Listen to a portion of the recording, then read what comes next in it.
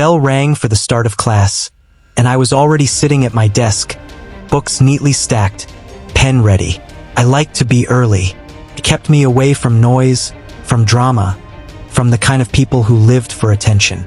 People like Okada Riku. He was the star of the school's basketball team. Loud, confident, always with that cocky grin that made girls giggle and boys want to be him. He was taller than most of us, with messy black hair that somehow looked perfect no matter how much he ran on the court. And for some reason I still didn't understand. He had decided I was his favorite target. I kept my eyes down as I flipped open my notebook. Maybe if I didn't look at him, he'd ignore me today. But luck was never on my side. "Morning, princess." Riku's deep voice slid into my ears, smooth and playful. I stiffened. A large shadow fell over my desk before a warm hand ruffled my hair without warning. I grabbed my pen tighter, forcing myself not to react, but my face was already heating up. "I told you not to call me that," I muttered, brushing my hair back into place. He leaned down so close I could feel his breath tickle the side of my neck. "Why not? You're cute when you're mad." My heart gave a hard, annoying thump in my chest. This was ridiculous. He was just teasing me. That was all it ever was. I kept my eyes on my notebook, trying to look busy, but Riku's presence was impossible to ignore. He always smelled faintly of soap and something warm, like summer afternoons after practice. His tall frame blocked out the light from the window, his body close enough that if I shifted even a little, my shoulder would brush against his stomach. "Go sit down," I said flatly. Instead, he sat on the corner of my desk like it was his personal seat. "You always get here early. What do you even do? Write love letters?" "No," I replied, glaring up at him for half a second before looking away. That was my mistake. His grin widened, and his dark eyes caught mine for just long enough to make me forget what I was about to say. Riku was the kind of guy who looked at you like he could see every thought in your head, and maybe twist them if he wanted. I told myself to ignore him, but he stayed there until the teacher came in and told him to get to his seat. By lunch break, I had almost forgotten about him. I sat under the cherry blossom tree in the school courtyard, my usual spot, enjoying the quiet. The spring air was warm, and petals fell softly onto my open book. Then, like a shadow moving across the sun, Riku appeared again. He didn't ask if he could sit. He just dropped down beside me, close enough that our knees almost touched. "Skipping the cafeteria again, princess?" he asked, biting into a bread roll. "It's quiet here," I answered, not looking up. "Quiet's boring." "Not to me." He laughed, a low, lazy sound that made my chest feel tight. "You're such an old man sometimes." I turned a page in my book, pretending not to notice when his hand brushed against mine as he reached for a fallen petal. "It was an accident. Maybe." "Careful," he said suddenly, leaning in. His fingers brushed my cheek, and for a split second I thought he was just plucking another petal from my hair. Still, his touch lingered a moment too long before he pulled back. "Thanks," I murmured, looking anywhere but at him. He smirked like he had caught something I was trying to hide. The next day after class, I was packing my bag when a warm presence appeared behind me. Before I could react, his arm slid casually over my shoulder as he leaned down. "Walk with me." "I'm going home." "That's fine. I'll walk you there." My throat tightened. "Why?" He didn't answer, just kept walking with me, his hand lightly brushing my back, guiding me through the hallway like it was the most natural thing in the world. I hated how aware I was of him, of the way his steps matched mine, of the heat of his hand every time it touched me, of his voice low near my ear when he teased me about my tiny stride. "You're slow, princess," he murmured. I stopped, glaring at him. "Stop calling me that." He leaned forward until our faces were inches apart. "Make me." My breath caught. I didn't move, didn't speak. His eyes searched mine for a long second, and then he smiled softly, almost like he wasn't teasing anymore. "You really are cute," he said quietly, before finally stepping back. By the end of the week, I was starting to notice something that made no sense. Whenever he came too close, my pulse raced. Whenever he smiled at me, It was like my chest tightened and my stomach twisted in the same strange way. It was stupid. He was a bully. He was always teasing me, touching me without asking, calling me names.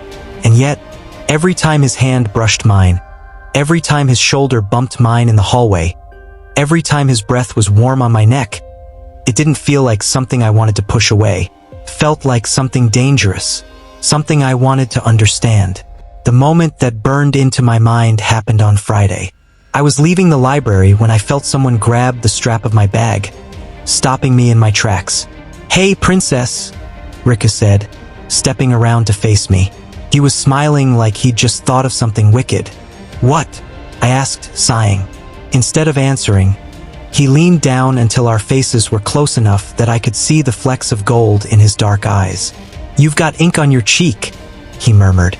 His hand came up, warm fingers brushing my skin as he wiped it away. My breath hitched. His touch was gentle, almost careful, but it sent a shiver straight down my spine. "There," he said, smiling in a way that made me want to look away but couldn't. I opened my mouth to say something, anything, but the words didn't come. I was caught in his gaze, in the heat of the moment. In the confusing way, my chest ached and my lips tingled like they knew what would happen if he came any closer. Then he stepped back, still watching me. "See you tomorrow, princess." He walked away, leaving me standing there with my heart pounding so hard it hurt. And that was the worst part, because deep down I knew I wanted him to do it again. Started like any other afternoon. The last class of the day had ended. Students were packing their bags, chatting, laughing. I was at my desk, writing a few notes in my notebook. I didn't even notice Riku walking up behind me until his shadow covered my desk. "What's this?" His voice was playful, but there was something in it that made me look up in alarm. My notebook was gone. He had taken it right out of my hands. "Give it back," I said quickly, standing up. Riku flipped through the pages with an amused smirk. "You write a lot, princess." "Oh, what's this?" Panic hit me like a punch to the chest. That notebook wasn't just for schoolwork. It had bits of my thoughts, little notes I wrote when I was frustrated or embarrassed. "Riku, I'm serious. Give it back." He ignored me and started reading, not to himself, out loud. "I wish he would stop calling me princess. I don't understand why my heart beats so fast when he gets close." My whole body went hot. I lunged forward to grab it, but he held it up high, too far for me to reach. His stupid grin widened. "Wow, Haru, you think about me when you're alone? That's kinda..." I didn't let him finish. "Stop it," I shouted. My voice shook with anger. Something in my face must have told him I wasn't joking this time. His grin faltered just a little, but he still held the notebook like it was a game. Before I could think, I turned and walked straight out of the classroom. I didn't care if people saw me. I just needed to get that notebook back. I could hear his footsteps following me down the hall. "Haru, wait." I didn't wait. I went straight to the nearest empty classroom, pushed the door open, and stepped inside. The sound of the door slamming behind me made the air in the room feel heavier. Riku was there, leaning casually against the door like he owned the place. "You're fast for someone with short legs," he teased. I turned to face him, my hands curling into fists. "Give it back." He tilted his head. "Why are you so worked up? You don't want me to know you have a crush on me?" The heat in my cheeks spread down my neck. "Shut up. You think everything is a joke." "Oh, come on, princess. Stop calling me that," I snapped, my voice louder than I'd ever used with him. "I'm not your toy. I'm not here for you to laugh at whenever you're bored."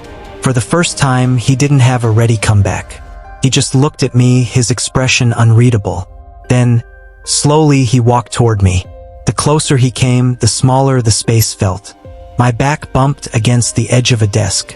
"Move," I said, but my voice wasn't steady anymore. He didn't move. He stopped so close I could feel the warmth from his body. His eyes stayed locked on mine. "I wasn't laughing at you," he said, his voice lower than usual. My chest felt tight. "Then why do you do this? Every day? Why can't you just leave me alone?" He leaned down just enough that I had to tilt my head back to keep looking at him. Because I don't want to leave you alone. The way he said it didn't sound like teasing. It sounded serious. My heart was pounding so loud I was sure he could hear it. He still had the notebook in one hand, but now his other hand came up and rested on the desk beside me, trapping me there. You really don't get it, do you?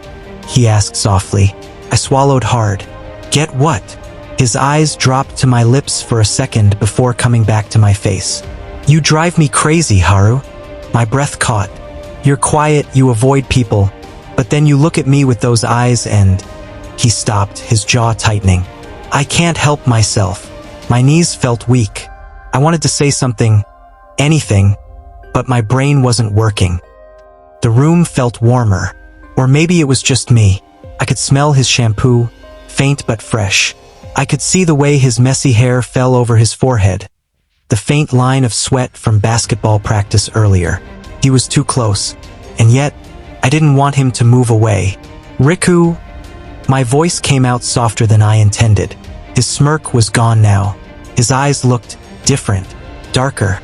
Then, without another word, he leaned in even closer, his face inches from mine.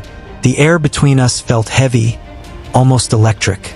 I could feel my pulse in my throat, in my ears, in my fingertips. For a second, I thought he was going to kiss me.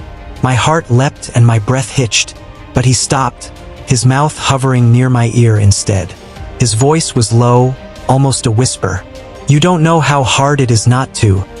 My fingers curled against the desk to keep from shaking. Not to what? His lips brushed my ear when he answered. Not to kiss you right now. I froze. Every muscle in my body felt tense and alive at the same time. I didn't know if I wanted to push him away or pull him closer. He finally stepped back, just a little, but his gaze didn't leave mine. Then, as if remembering, he handed me the notebook. Here. I wasn't going to show it to anyone. I took it slowly, my hand brushing against his for a second longer than it needed to. That tiny touch sent another strange, sharp feeling through me. He reached for the door but stopped, looking over his shoulder at me. Princess, he said, his voice almost playful again but softer this time. You really are bad at hiding your feelings. And then he was gone, leaving me alone in the empty room, notebook clutched to my chest, my heart pounding like I'd just run a marathon. But this time, I wasn't just angry, I was scared. Scared because a part of me had wanted him to kiss me. The office was quiet, too quiet. Everyone had gone home, leaving only the sound of the clock ticking and the faint hum of the air conditioner. My desk lamp cast a warm light over my papers, but my mind wasn't on the reports anymore. I was still annoyed at Riku. He had been teasing me the whole day, smirking, leaning over my shoulder too close, whispering things that made my ears turn red. I told myself I hated it, but my chest felt strange every time he did it. I sighed, rubbing my temples. Why do you always have to bother me? I mumbled under my breath. Because it's fun. A deep voice answered from behind. I jumped, my heart skipping. I turned and found Riku standing there, leaning casually against my desk. The light caught his sharp jawline and the dangerous little curve of his mouth. His tie was loose, his shirt sleeves rolled up, and his black hair looked a little messy, as if he'd been running his hands through it. I tried to sound annoyed. Don't you have work to finish? He tilted his head, his eyes glinting. I finished an hour ago. I stayed because, well, you were still here. My stomach twisted. I didn't like the way his words made heat crawl up my neck. Go home, I muttered, looking back at my papers. But then I felt it, his presence moving closer. The faint scent of his cologne wrapped around me. My pen slipped from my fingers. Haru, he said, voice low. I looked up, and suddenly, he was right in front of me. His gaze locked with mine. Sharp, deep, and unreadable. My breath caught. Before I could say anything, he leaned down. And then, his lips were on mine. It was not soft, not gentle. His mouth pressed hard against mine, hot and demanding, as if he had been holding himself back for too long. My eyes went wide. My mind went blank. His hand slid to the back of my neck, holding me still. The warmth of his touch burned through my skin. I could feel the faint brush of his breath against my cheek, the taste of coffee lingering on his lips, the way his heartbeat thudded against my chest when he stepped closer. For a second, I couldn't move. My body froze, but my heart was pounding so fast it hurt. The heat from his lips spread through me, making my knees feel weak. Then reality crashed back. I shoved at his chest, breaking the kiss. My face was on fire, my breath uneven. What the hell are you doing? I stammered, my voice too high. He didn't look sorry. Not at all. He just stared at me, a slow, dangerous smile curling on his lips. You really have no idea what you do to me, do you? I didn't know if I was angry, confused, or something worse. Something I couldn't name. My hands trembled as I grabbed my bag. I'm leaving, I muttered, avoiding his eyes. I walked past him quickly, almost running to the elevator. I could still feel his gaze on my back, hot and heavy. When the doors closed, I leaned against the wall, pressing my fingers to my lips. They were still warm, still tingling. Idiot, I whispered to myself, but my chest ached in a way that didn't feel like hate at all. That night, I lay in bed, staring at the ceiling. My mind kept replaying that moment. The way his eyes had locked on mine, the rough heat of his lips, the faint pressure of his hand on my neck. I turned over, pulling the blanket over my head. Stop thinking about it, I muttered, but my lips still tingled. My heart still raced every time I remembered his face so close to mine. And the worst part? I hated that a part of me wanted more.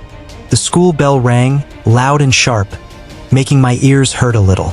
Everyone in class started packing their books and rushing for the door. I took my time. I always did. It was better to wait until most people left so I wouldn't bump into anyone or hear them laugh at me. But when I finally stood up, I saw him again. Riku. He was leaning against the wall by the door, his hands in his pockets, his messy dark hair falling into his eyes. His shirt was slightly untucked, like he didn't care about the rules. He never did. For a moment, I froze. My heart did that annoying jump thing it had been doing lately whenever I saw him. Let's go, he said, like it was the most normal thing in the world. I blinked. Go where? Home, he answered simply, pushing off the wall. I'm walking you. My brain almost shut down. You're walking me? Why? He didn't answer. He just started walking, then looked over his shoulder, eyes narrowing slightly like he was daring me not to follow. I sighed and picked up my bag. I didn't understand him. Just last year, he was my biggest nightmare. He would pull my chair away before I sat, hide my books, whisper things that made my stomach twist. Now, he was acting like some kind of bodyguard. We walked side by side. Or rather, I walked while he walked a little ahead, as if making sure no one got too close to me. At first, I thought I was imagining it. But then, when two guys from another class passed by and smirked at me, Riku's shoulders tensed.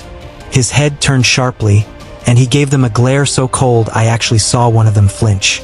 They walked faster after that. I slowed my steps. Did you just scare them?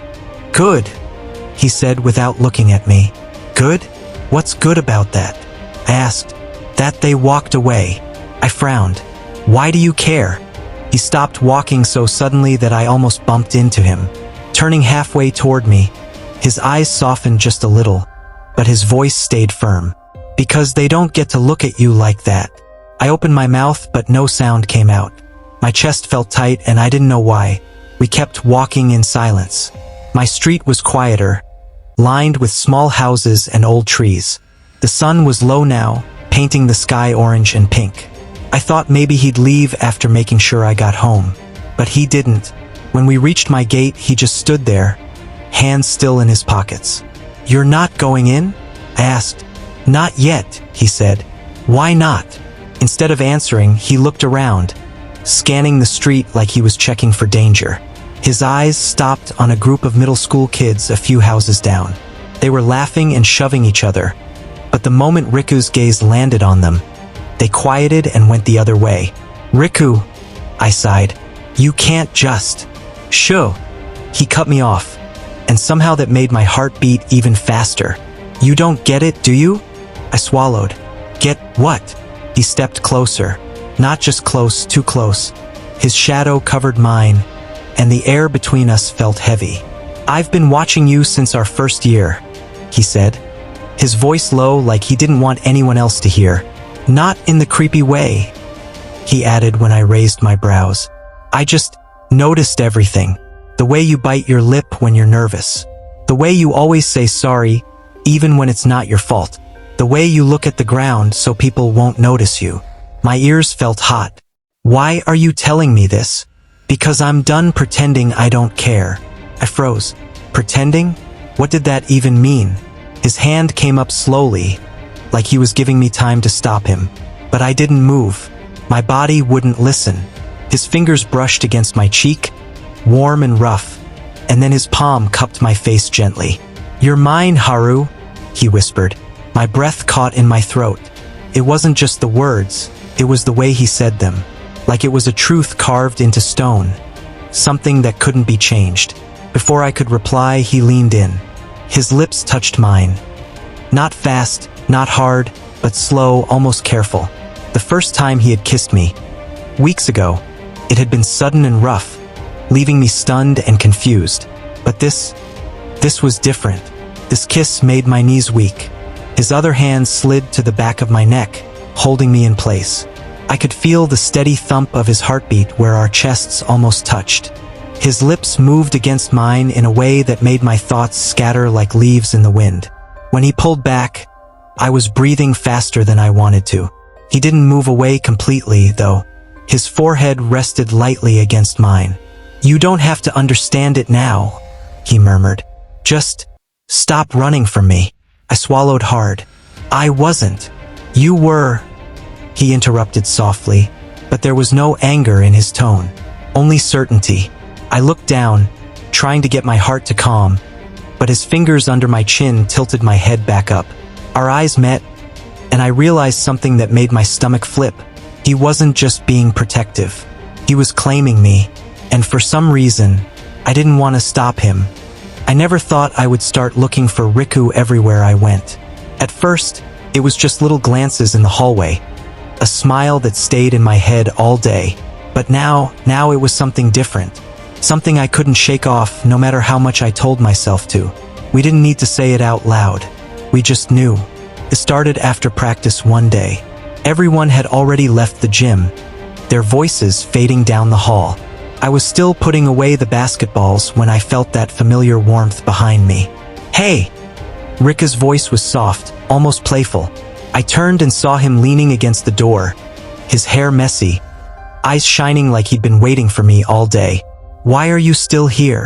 I asked, trying to sound casual, but my chest was already tightening. He didn't answer. He just walked over, slow and sure, until he was standing right in front of me. His hand brushed mine, just for a second, but that was enough to send my heart racing. The air between us felt different, thicker, hotter, and before I knew it, his lips were on mine. It wasn't like the first time. That kiss had been quick, almost unsure. This one was deeper, hungrier. His hands slid up my back, pressing me closer, and my fingers curled into his shirt. I could taste the faint sweetness of the drink he had earlier, feel his breath mix with mine. I don't know how long we stood there, but when we finally pulled away, both of us were breathing hard.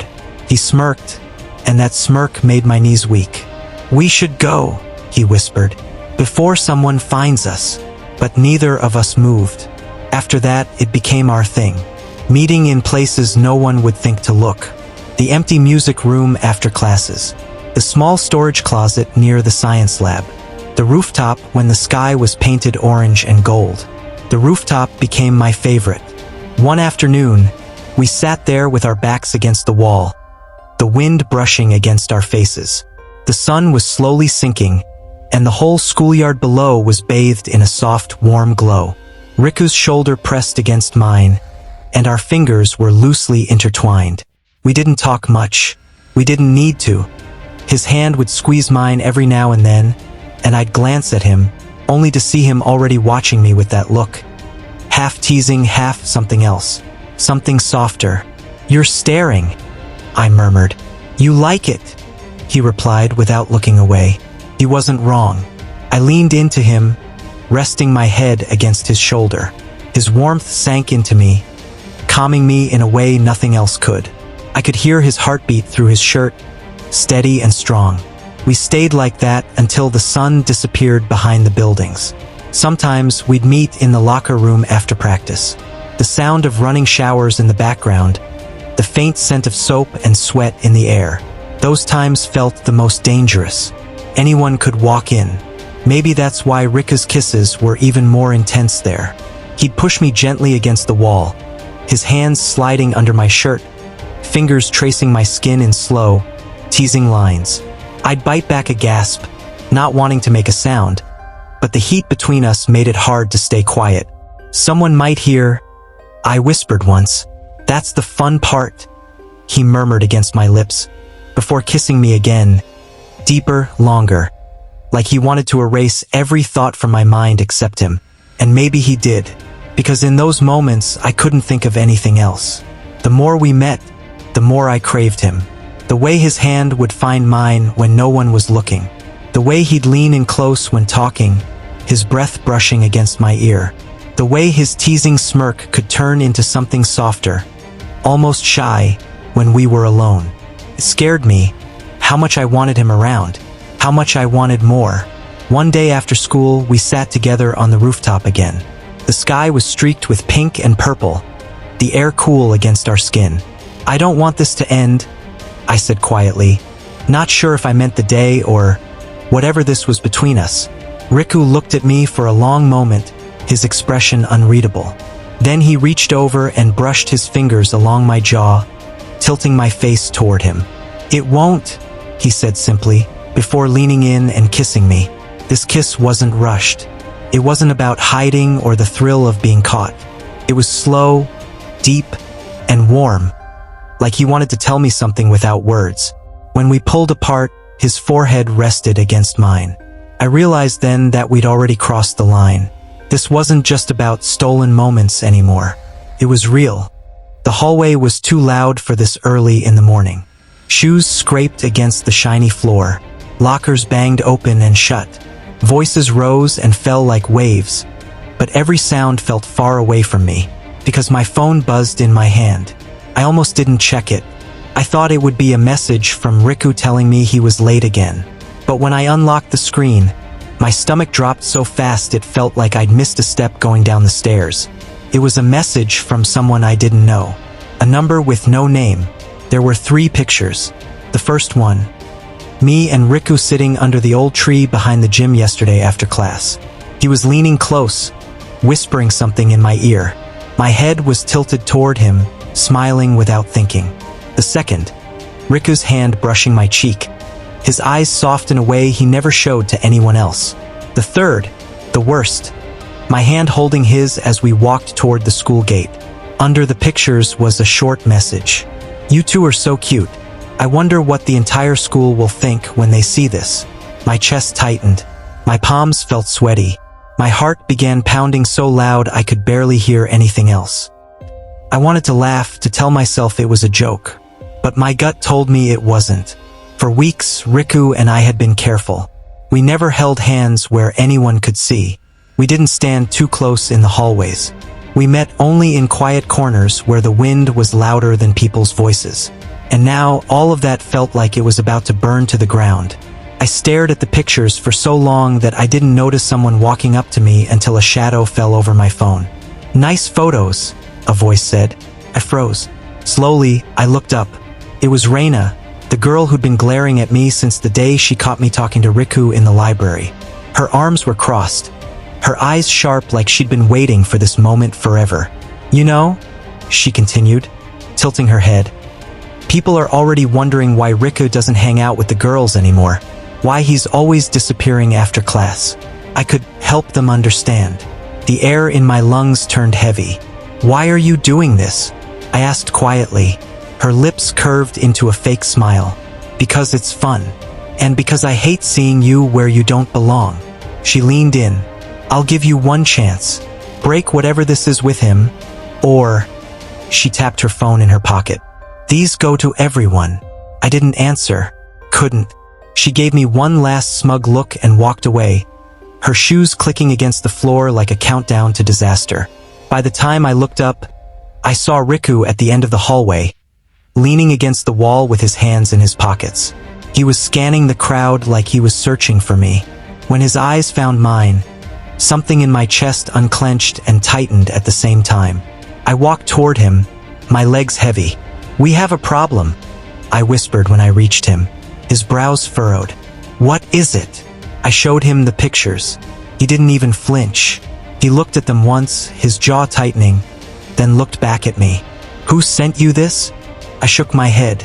She didn't say her name, but Raina. His voice was flat, certain. Of course. I expected him to tell me to ignore it, to keep quiet. Instead, he took my hand. Right there, in the middle of the hallway.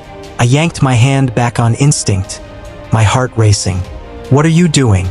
"Someone will. Someone already did." He cut in, his voice low but steady. "And I'm not hiding anymore. Riku." He didn't wait for me to finish. He tightened his grip on my hand again and started walking forward. The crowd in the hallway parted as he pulled me through, like they could feel the storm coming. We stopped in the very center of the hallway, the busiest place in school. Everyone was there. The noise died down slowly, like a wave pulling back before it crashes. Dozens of eyes turned toward us. I could see Raina standing near the lockers, her phone in her hand, a satisfied smirk already spreading across her face. Riku looked at her for half a second, then turned to the rest of the students.